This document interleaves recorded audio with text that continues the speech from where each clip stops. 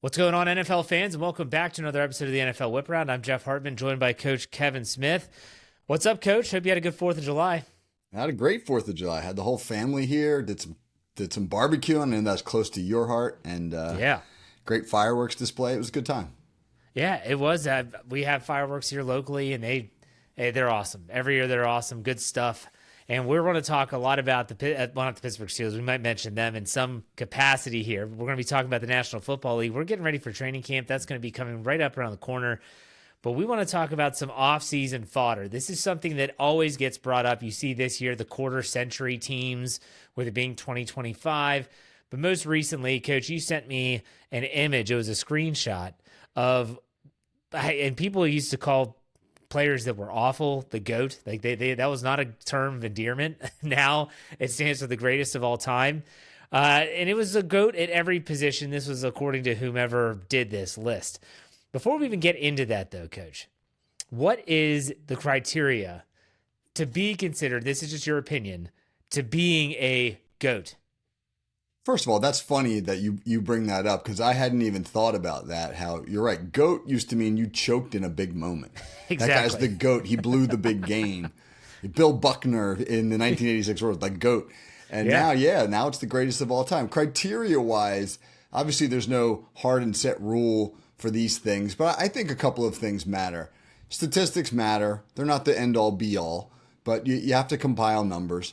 Longevity matters. A guy like Gale Sayers was unbelievable for about 5 years in his career, but then injuries took away the longevity, so you could never say, oh, he was the greatest running back of all time. I think the same is true of Barry Sanders. He leaves the game early, probably didn't have the longevity to be considered the GOAT, even though he should be in that conversation. And honestly, I think specifically when you're talking about quarterbacks, titles matter. I think championships matter at that position more than any other. Well, that was my next question, was how do Super Bowl championships tie into this? And you could even talk about it. This is when you go really far back, it kind of gets a little skewed because I know that they're doing, I think it was yesterday on the History Channel, Jim Thorpe they had this special coming out with him and how he was such a phenomenal athlete. Well, that was before any real Super Bowl, all the stuff that we look for now as criteria, like that doesn't even exist then. So you're just saying at quarterback, you need to have a ring. I do. I believe so. Because if you're the quarterback, you're the leader of a football team. I mean, we keep wins and losses for quarterbacks like we do for baseball pitchers, which is probably unfair given the fact that you've got 21 other players on the field. But winning is often how quarterbacks are judged. And when you look at that conversation of the greatest of all time, the names that get mentioned all have multiple Super Bowl rings. Nobody brings up Dan Marino, even though his numbers are tremendous. He gets penalized because never won a Super Bowl. He's actually got the title of greatest quarterback of all time to not win a Super Bowl, which is the ultimate consolation prize. But to be in that conversation, man, you have to have a Lombardi. So the other players, you're saying if they don't get to the mountaintop, that's okay. We can still consider them the greatest of all time. That's interesting. I do think that team success, especially if you're a skill position player and you had a big say and a reason for your team winning, I think longevity does matter. Being able to do it for a long time. So unfortunately, Gale Sayers, Barry Sanders would probably be notched down a little bit because they just didn't do it for a long time. And this is really difficult. And this is why I hate when people ask me, who do you think the greatest whatever is of all time? And trying to compare eras is just unbelievably different. You could talk about the Roger Staubachs and the Terry Bradshaws of the 1970s, who a lot of them called their own plays. There was zero protection for the quarterback back then, Coach. They were basically treated like everyone else. And then you talk about a modern day quarterback like Tom Brady, who is ridiculously successful, but ever since the game where he got rolled up on in week 1 and tore his ACL, that changed everything. Now you can't touch a quarterback below the knee. You can't hit him in the head. Everything is so different. How do you weigh the eras that these guys played in? It is incredibly hard. Oh, Tom, you're right. There's a strike zone on Yes. quarterbacks. When I was playing college football, I'm almost embarrassed to say this out loud, but we were being taught when we were coming on a blitz that if you didn't get picked up and you got a clean shot on the quarterback, put the crown of your helmet on his chin because it would knock him out of the game. Like that's what we were taught. And that was not a penalty. It was not a penalty. Yeah. It is amazing when you think about the quarterbacks who played through that era. You've probably seen the famous film clip of Terry Bradshaw being like WWE slammed on his head by a Cleveland Browns defensive lineman. That stuff really affected careers. And obviously in the earlier era, they didn't throw the ball as much. So you can't really compare statistics. You take a guy like Jim Brown. Here's another example. Jim Brown at 6'2" and 230 pounds in his era, which was predominantly the 1960s, was as big as a lot of the linemen and faster than anybody in the league. So Right. bring that into the current era. Imagine a running back who's 6'5" and 310 pounds and runs a 4.4 40 playing football. That was Jim Brown in the 19. So how do you compare him to modern backs? It's a really difficult conversation. It is, and I think that they have to have the statistics to back up the championships, especially at quarterback. And you could talk about Bart Starr. I mean, very successful, but it's not like the Packers back in the Lombardi era were airing the ball out. Like they weren't. It was, like you talked about, what was it, the power sweep or whatever the play. Yeah, that's just what they did. And they just ran it over and over and over again. And so this is interesting. So the GOAT criteria. So let's talk about individual GOATs. So again, greatest of all time at key positions. So, Coach, if you had to say who is the greatest of all time, let's go write the target. Quarterback. Who are you saying? It pains me to say it, but it's Tom Brady. He meets all the criteria. He has the numbers, he has the longevity, and nobody's got as many rings. And I think that by any objective, non-Brady hater perspective, he's the guy. Do you agree? Well, I can't disagree because, again, like you just said, but if there was a quarterback that might be able to say, hey, hold on a second, I think it's Joe Montana. Wouldn't you agree that Montana would he be 2 for you? He would be 2 for me. He did it for a long period of time, 4 rings. He's got at the end of his career, he moves on to the Chiefs, kind of like Brady moves on to the Buccaneers, and he almost gets them to a Super Bowl. That was a sneaky good Kansas City team that he played for. He got dinged up more than Brady did. You mentioned Brady lost the one season to injury. Montana had some concussion issues, which, again, when guys are putting their crown of their helmet on your chin, you're going to have some concussion injuries. So it would have been fascinating to see Montana in this current era. His numbers probably would have been outrageous. Do you have Marino even in the top 5 despite him not winning a Super Bowl?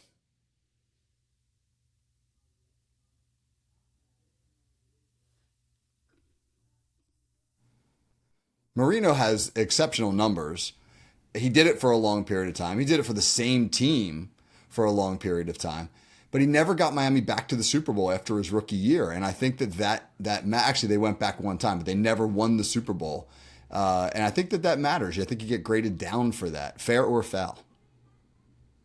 And I think if you look at someone like Terry Bradshaw, 4-time Super Bowl, played big in big moments, was a great big game quarterback. But if you look at his statistics, they're not good.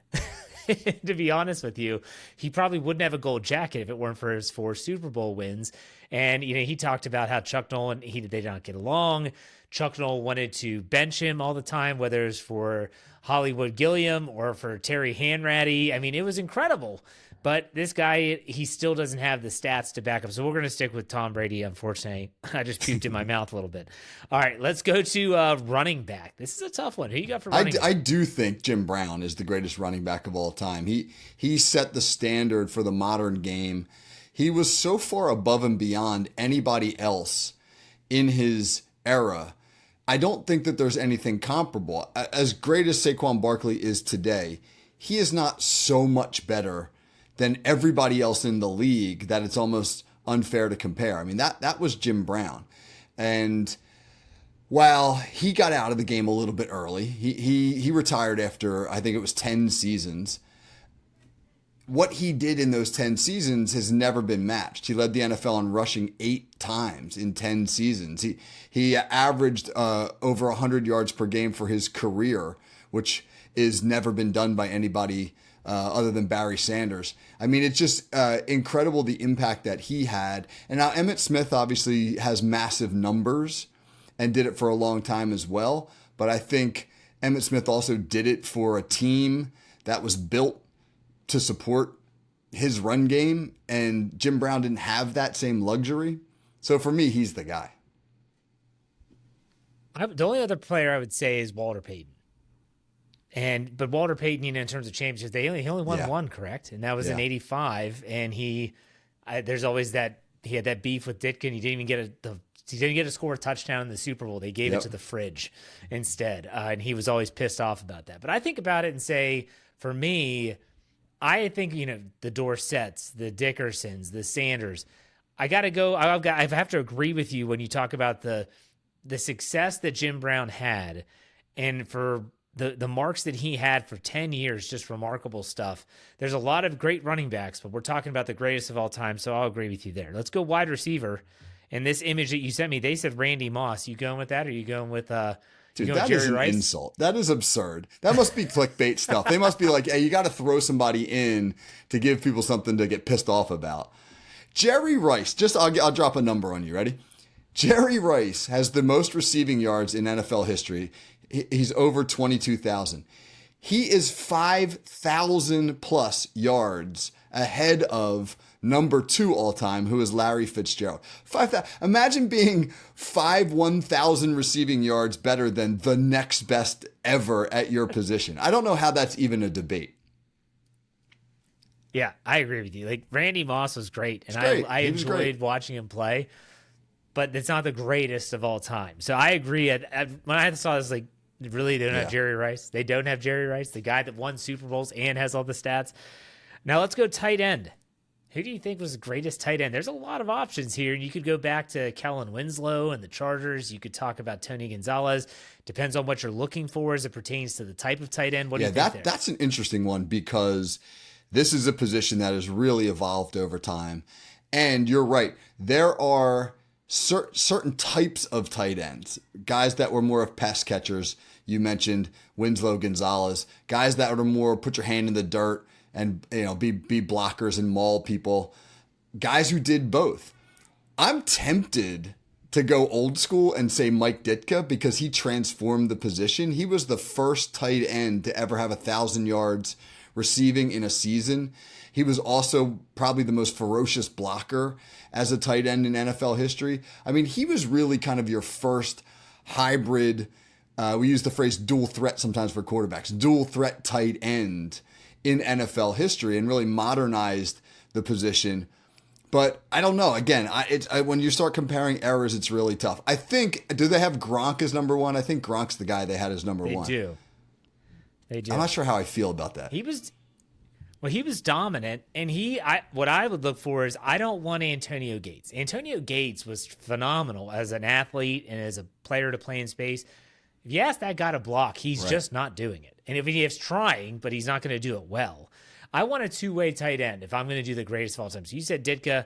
It's hard to... Rob Gronkowski, for as goofy as that man is, was also ridiculously good. I mean, as Steeler fans, we saw him absolutely decimate the Steelers on more than one occasion. And it was... what are you going to do? You couldn't do it. He's so big. He's so athletic. I might have to agree with this. I think Gronk was like a modern Ditka. I think what Ditka was doing in the 60s, right, Gronk was doing 50 years later. All right, let's go to the defensive side. We'll just do a couple positions here before we move on. Let's do cornerback. Now, you could obviously have 2 if you're doing a team, but we're just going to try and... Who do you think was the best corner of all time? I got a name that popped into my head right away. I'm sure it might be the same. Well, Dion pops into your head right away because he... That's not who popped into my head. He was a guy who could take away a third of the field by himself. Like, his numbers aren't spectacular because nobody threw at Dion. Like, he just eliminated your best guy. And then it was 10 on 10. And that is, I don't think there's ever been a person who did it that well. But like when you talk about complete game, Dion didn't tackle. When you talk about a complete game, I think the best corner I've ever seen was Darrell Green of the Washington then Redskins. Darrell Green was amazing for a long time. He could cover, he could run, he could produce splash plays, he ran back punts, and he would tackle. I think he might be the most complete corner I've ever seen. So my first name is Mel Blount because Mel Blount changed the game and what they deem to be legal and illegal now in the National Football League. And he was huge. You talk about Jim Brown and his size, comparatively speaking. Mel Blount is tall and he's strong as hell. And all those Steelers in the 70s said that he was the best athlete on those teams in terms of athletic prowess, like being able to run, jump. And if you go back and YouTube some of those old CBS, the Wide World of Sports, where he was doing some track and field stuff, it is incredible. But I would even say that I would be tempted to throw Rod Woodson into this category because Rod Woodson did win a Super Bowl, not at corner though. But what I saw him do in 1995, you saw him do it as well, where he tears his ACL, thanks to Barry Sanders, early in the season on the Three River Stadium turf. And he comes back in the Super Bowl and is playing and guarding. It's just some remarkable stuff. Hey, I'm a homer. I get it. I'm going to have the black and gold glasses on. Where do you put those two Steeler corners in terms of the greatest of all Mel time? Blount's in that conversation for sure. Anytime you have a rule named after you that changes the way the game is played, you're in the conversation. Yeah. Rod Woodson, unfortunately, I think that injury probably took away a couple of his best years at corner. Now, he did make that transition to safety and played some great football, unfortunately not in Pittsburgh at the end of his career. When he came out of Purdue, he was a transformative corner simply because of the combination of speed and size. Nobody had that big, was not a small guy, but nobody that big. He was a track star in college, had really run like that. I think he's probably a top 5 corner in the league history. What about Charles Woodson? Does he crack the top 10? This is a great debate. I think this is one where you could make a case for multiple players. Charles Woodson as well. Yeah. All right, let's go to a position I know you're going to be honed in on. This is your spot. Safety. You played safety. Who's the greatest safety of all time? Well, I think there's 3 guys whose name needs to be in that conversation. And let me guess. Let me see if I can guess. Yes, sir. 3 guys in your head. You're going to say Ronnie Lott. You're going to say Ed Reed. Boom, you got them all. Yeah. And Eagles fans are all pissed off because I'm not saying Brian Dawkins. But I don't think he was quite the complete player those others were. While Brian Dawkins was great. You could absolutely make an argument for any one of those 3. Ronnie Lott, playing a little bit of an earlier era, just sort of set the standard for safety play. And I've talked about before on my podcast how I tried to emulate him when I was growing up. And then Ed Reed and Troy Polamalu transformed the safety position, each in unique ways. I mean, they were different types of players, but they both brought this splash play, this playmaking ability, this impact to the safety position that I don't think anybody's ever done before or since. Those guys, and the fact that those 2 guys were playing in the same division at the same time was fantastic for anybody who appreciates defense. Was Jack Tatum a safety? Dirty. I don't know if there's a player who was feared more than that guy. He was dirty as all get out. I mean, you can see videos of him clotheslining Lynn Swann. And that's the player that Chuck Noll famously said criminal activity. And that went into, there was actually a lawsuit. It was court time. But Jack Tatum is, Atwater's another one. He was for Denver, Atwater, I believe. And some Dawkins is another name that gets brought up a lot though, because he was really good. He was really good, but I agree he wasn't the most complete. I mean, Ed Reed was that center fielder and he was so cerebral. I love those. If you watched, they did the NFL's like all century team, I think, and this is where Bill Belichick was there and he was talking with players, and Ed Reed was in the studio at one point and he was talking about playing against Peyton Manning, and he studied Peyton Manning so much that he knew there was it was a deep out that they threw to Reggie Wayne all the time. And he would wait to see where the center or the safety on that side turned. And if he turned inside, he knew Reggie was going to the outside. And so he baited him into the throw. And then he turns around, wheels around, and picks it off. Bill Belichick said that was one of the greatest plays he's ever seen. He said he purposefully misplayed it early in the season in a game where the Ravens were ahead and he knew that they were going to win the game. He purposefully used like the wrong techniques because he knew Peyton Manning would watch it. And he knew Peyton Manning would pick up on that so that when they played the Colts, He baited him by showing that poor technique and then anticipating what Peyton Manning was going to do. That's brilliant stuff.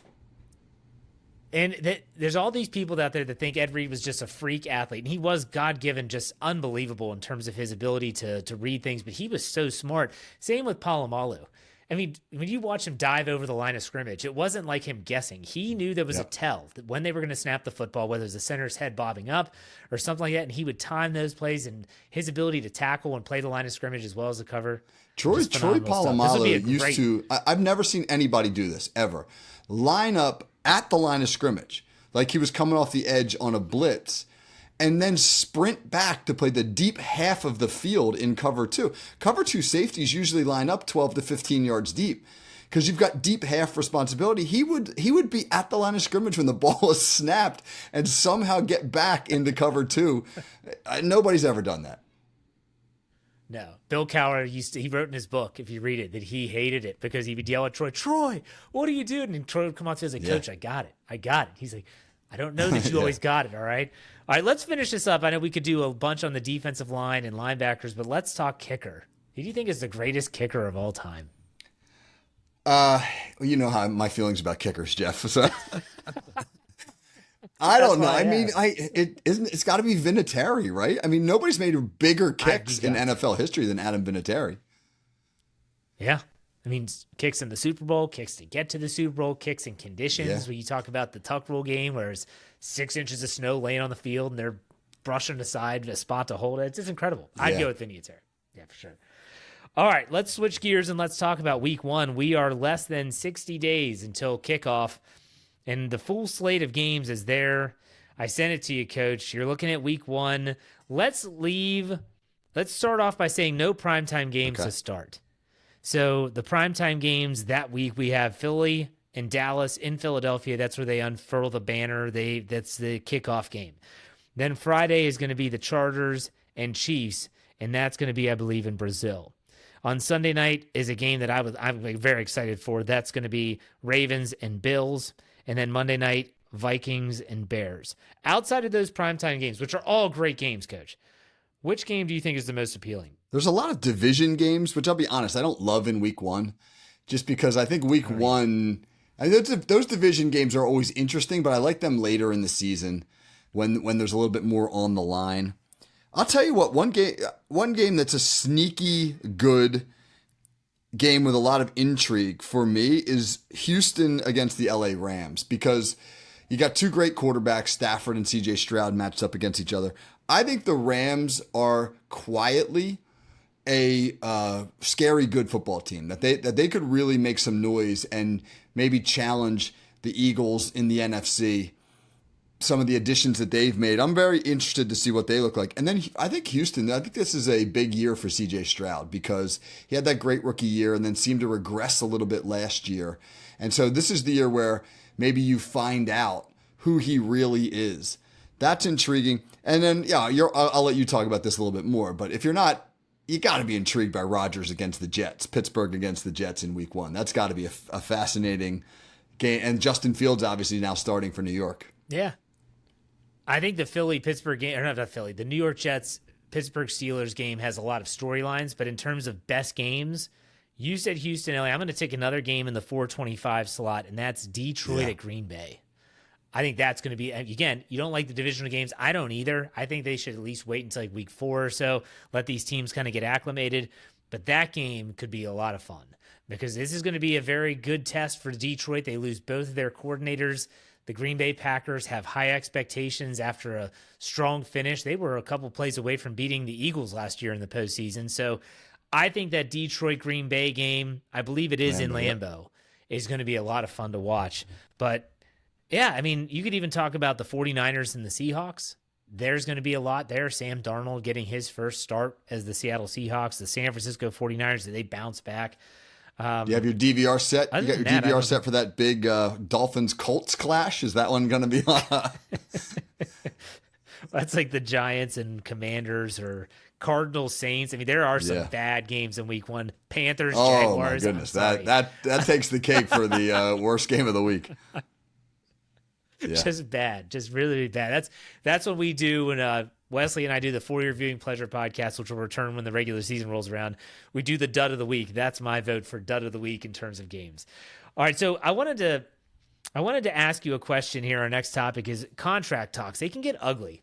They can get really ugly, regardless of how it ends up. Do you think a contract talk can tarnish a player's legacy? I think only if it affects their performance on the field. When guys wind up holding out, or they sometimes force a trade, and then the new destination where they wind up in, they don't produce as well or as much. I think they can tarnish a legacy, but I think those instances are rare. I think fans sometimes forget that it's a business.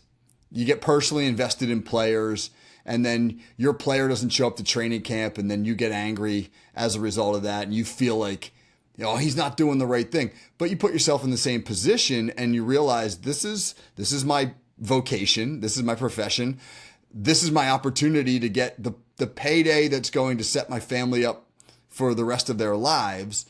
And I don't know when my career is going to end, and so I need to take care of my business. And that's a hard thing when you're so emotionally invested as a fan. So I think mentally we can allow these things to affect the way we view players, and that's not always fair. I think it also depends on how everything goes about their business, and how does, again, the result on the field mirror what happened off the field. So you look at T.J. Watt as a prime example. This is his last opportunity to get a really big contract. Not that he won't be paid after this one, but he's over 30 years old, Coach. The pass rushers do not tend to thrive well into their 30s. And so he's going to want to get the best contract that he can, and I don't blame him for that. But then you look at like the Buffalo Bills and what they did with Josh Allen in terms of he still had several years left on his deal, and they give him a boatload of money. If all of a sudden the guy's play starts to turn south and he doesn't start to perform well, maybe he gets injury prone, I think that could tarnish not only his legacy, but also the way people view about the team's decision making. Like, well, we had him under contract for 3 more years. Why are we doing this now? And if it sets the team back, I think that's when he can definitely tarnish some of the legacy of a player. I don't think if TJ Watt gets paid, which I think he will, if he goes out there and is really, really good, but not what he was, I don't think it'll tarnish anything, especially if the team can have success around him. But it's just interesting. I wanted to bring that up. Any final thoughts on that, When Coach? you talk about contract negotiations, I think the GOAT of all contract holdouts is Terrell Owens, which if anybody remembers Terrell T.O. working out in his driveway, doing sit-ups on like some homemade ab master in his driveway with the media surrounding him, telling everybody, I'm keeping in shape. I mean, that was theater at its best. And sometimes I think when people think about contract negotiations, they think, it's like always going to be a circus like that. Well, certain players do make it a circus. Yeah. Well, and his agent, Drew Rosenhaus, is standing there saying, I'll field any questions someone asks you. Not answering that. Next question. Next question. I was like, what are we doing? Like, it was a circus. You're right. All right. I want to ask you a couple. Let's finish this up here with our topics with when you look at the professional sports leagues, you got to weigh all this into it. Okay. Like the contracts, how they do their contracts, but also what is the game like? You have Major League Baseball. They play 162 games, 82 games or 84 now with the NHL. For basketball and hockey, you only have 17 games for the NFL. What do you think is the best league regarding pay and the structure of their contracts, all infused with the actual talking points of, well, yes, baseball has guaranteed contracts, but they play 162 games. Coach, what do you think? I think the NBA is probably the sweet spot because, especially if you're a star. I mean, Shai Gilgeous-Alexander just won, and he just won everything. He won the MVP, he won the scoring title, he won the ring with Oklahoma City, and he got the Supermax contract, $280-some million over 4 years, 70+ million. Fully guaranteed. It's fully and that's the thing, fully guaranteed. And yeah, they play 82 games, but come on, in the NBA, how many of those 82 games are these guys playing their hardest? They get scheduled games off. I think the NBA, they're all a grind. They're all a grind. And while baseball is enticing too, because they get all that guaranteed money, I can't wrap my brain around 162 games. That just is a mind-numbing amount of baseball. So at the NFL, right, not all of it is guaranteed. And you're getting more and more money up front and those types of things. But just the rigor of an NFL game, the physical pounding, and how short your career is, and it could be over in a flash. I think makes that riskier. So for me, the NBA, if you're a great player and you can make it to the NBA, that's where the money is. Yeah, because even in today's NBA, it's not as physical as it was back when Bill Laimbeer Right. and the Pistons were just tackling people as they went into the paint. And so you have a softer game, and they're not playing as many games. You have those. They have a term for it, the rest days they give these star players. And so I think the NBA is it. The NFL, they are trying to get to guaranteed contracts. They're not going to. We talk about collusion and all that stuff with the owners. That's a different ball of wax. And then you look at hockey. That hockey's a different beast in and of itself. I mean, they're not making as much money. There's not as much revenue there. So I'll agree with you. Let's go load management, Jeff. That's the that's the term that they use. Load management. Give me a freaking break. Michael Jordan never had load management days. He played every time. All right. I want to finish this up with a player profile. I sent this to you, and you're like, I don't know who this is. His name is Joe Delaney. Now, the reason why, in 1983, June 29th, it's a really, I see this every year. Mike Florio of Pro Football Talk writes this article every year. And it's 40 years ago, Chiefs running back Joe Delaney laid down his life for 3 total strangers. So a trio of boys got into a man-made pond at a park in Delaney's home state of Louisiana. They struggled. Delaney did not hesitate to try and help. He said, I can't swim good, but I've got to save those kids. Joe Delaney said as he headed for the water. If I don't come up, get somebody. One of the boys made it to safety. 2 others drowned, and Joe Delaney drowned too, leaving behind a wife and 3 young daughters. He was only 24 years old. He had played 2 years in the NFL with the Chiefs. He rushed for 1,121 yards as a rookie. He had several years of football and many decades of life still in front of him, and he chose to go in and help those kids. And so I see this story every year. It's always been one that sticks out to me. Like, my gosh, the thought that this man diving into this lake to try and save 3 kids, he gets one of them is saved, the other 2, and he loses his life at that age with his whole life ahead of him. I felt like we should give him a little bit of props, as it's been 40 years since he Yeah, and that's a great story to bring up. And that really, wow, as you're describing that, I asked myself, would I have done the same thing? And I'm trying, and you want to be noble and say yes, but on the other hand, I also have 3 kids. You have more. You have 5 kids, right? I mean, man, 5, yeah. Right?